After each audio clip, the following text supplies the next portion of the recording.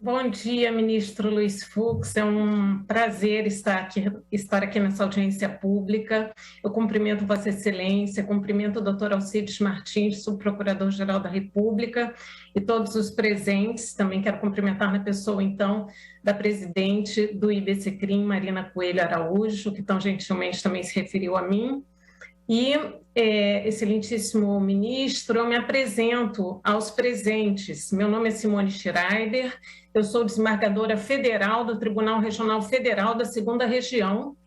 Sou juíza de carreira, sou juíza desde 1993, já fui juíza titular de vara criminal federal com competência para julgamento de crimes financeiros e de lavagem de dinheiro. Sou desembargadora com competência criminal. Sou professora de Direito Processual Penal da Unirio e associada da Associação Juízes para a Democracia. E hoje represento a JD nessa audiência pública, o que é uma grande honra e uma grande responsabilidade. A Associação Juízes para a Democracia defende a constitucionalidade do juiz das garantias, por entender que o novo Instituto representa um importante passo na consolidação do sistema acusatório, na medida em que prevê a retirada do juiz da causa da fase de investigação, prevendo uma regra de impedimento, o que faz com que se preserve a imparcialidade do juiz que vai julgar a ação penal.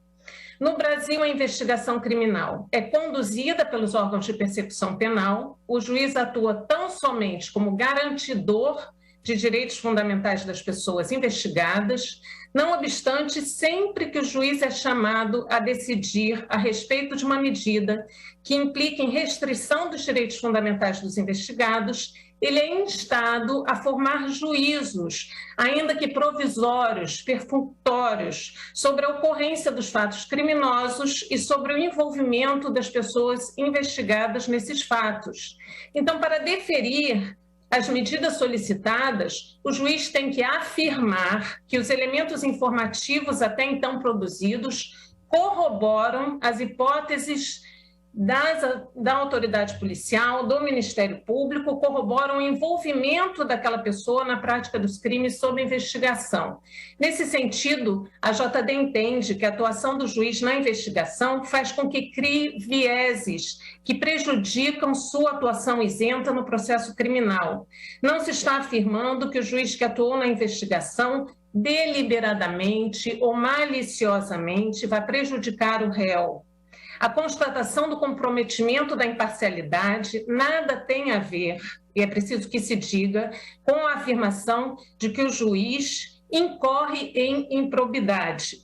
Trata-se da adoção de um modelo legal que melhor preserve a imparcialidade do juiz, mais consentâneo, portanto, com o sistema acusatório. Afirma-se, e já foi afirmado aqui hoje, que o juiz de garantias aumentará a ineficiência da justiça penal. A JD discorda dessa afirmação.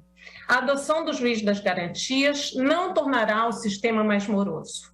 Trata-se de especialização de competências.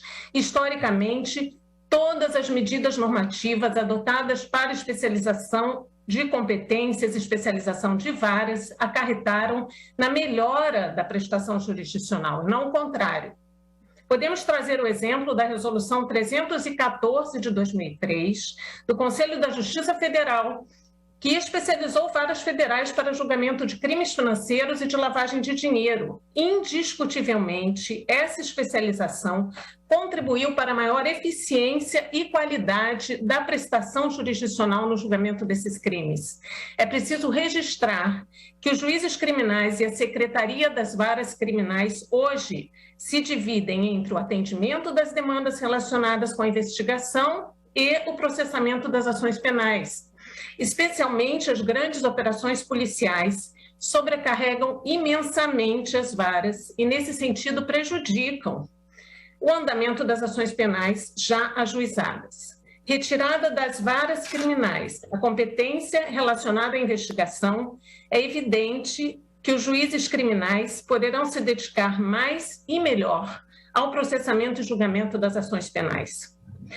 O fato de as decisões tomadas pelo juiz das garantias poderem ser revistas pelo juiz da causa não deve causar perplexidade. Atualmente, as decisões tomadas pelo juiz na fase de investigação, em detrimento das pessoas investigadas, já são reanalisadas pelo próprio juiz no curso da ação penal, por provocação das defesas. É corriqueiro que as defesas constituídas no processo solicitem ao juiz, após o ajuizamento da ação, que reveja decisões que foram tomadas por ele na fase investigatória, como revogação da prisão preventiva decretada, restituição de coisas apreendidas, levantamento de constrições patrimoniais, etc. Então, a lei ora impugnada, como já foi ressaltado aqui, não confere novas atribuições aos juízes criminais e também não retira atribuições hoje cometidas aos juízes criminais. Se trata apenas de especialização de competências. Alega-se ainda que a instituição do juiz de garantias exigiria uma completa reestruturação do funcionamento das unidades judiciárias, bem como a criação de cargos sem a previsão de fontes de custeio. E, nesse sentido, a Lei 13.964 teria violado a iniciativa legislativa dos tribunais prevista no artigo 96 da Constituição Federal. Contudo, embora a figura do juiz das garantias provoque uma alteração extremamente relevante no sistema processual penal brasileiro, essa mudança é mais principiológica do que propriamente estrutural. Os dispositivos legais impugnados, ao contrário do que se alega, não criam cargos públicos, não invadem a autonomia organizacional dos tribunais com a devida vênia e não geram imediatamente aumento de despesas. O próprio artigo 3º-E do Código de Processo Penal prevê que a designação do juiz de garantia se dê através das leis de organizações judiciárias da União, dos Estados e do Distrito Federal. Contudo, e aí atenta a essa questão do prazo, eu considero que nada obsta, até que tais regras sejam aprovadas, que os tribunais especializem várias já existentes para a instituição do juiz de garantias, sem aumento de despesas. Também queria ressaltar que os artigos do Código de Processo Penal ora impugnados veiculam normas processuais, isso já foi dito aqui, né? O Código de Processo Penal rege a investigação preliminar, essa competência legislativa é atribuída à União, há inúmeras leis que tratam de matéria de investigação criminal aprovadas após a Constituição, que são leis federais, evidentemente, poderia citar por todas as leis a lei de crimes contra organizações criminosas, que traz vários dispositivos relacionados à investigação criminal. É uma lei federal e até então nunca se alegou que uma lei que trata de investigação criminal, e nesse caso até, como já foi dito, de competência, de atribuição de competência, de regras de impedimento, seja uma lei de procedimento ou uma lei de organização judiciária. Não há na jurisprudência do Supremo Tribunal Federal nenhum precedente em que leis federais que regem a investigação criminal foram glosadas ao argumento de invasão de competência legislativa dos estados. Não procede assim o argumento de que as normas sobre investigação criminal são normas de procedimento.